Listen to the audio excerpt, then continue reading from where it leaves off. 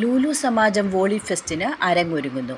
Align Malayali സമാജം Lulu group ഇൻ്റർനാഷണലുമായി ചേർന്ന് സംഘടിപ്പിക്കുന്ന ലുലു സമാജം volley fest season 4-നുള്ള എല്ലാ ഒരുക്കങ്ങളും പൂർത്തിയായെന്ന് മലയാളി സമാജം ഭാരവാഹികൾ അറിയിച്ചു.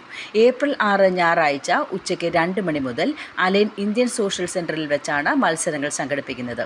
പ്രശസ്തരായ ഇൻ്റർനാഷണൽ താരങ്ങൾ UAE-യിലെ പ്രമുഖ ടീമുകളെ പ്രതിനിധീകരിച്ച് പങ്കെടുക്കുന്ന വാശിയേറിയ വോളിബോൾ മത്സരങ്ങൾക്ക് സാക്ഷിയാകുവാൻ എല്ലാ കായിക പ്രേമികളെയും സ്വാഗതം ചെയ്യുന്നതായി സമാജം പ്രസിഡന്റ് ഡോക്ടർ സുനീഷ് കൈമല അറിയിച്ചു.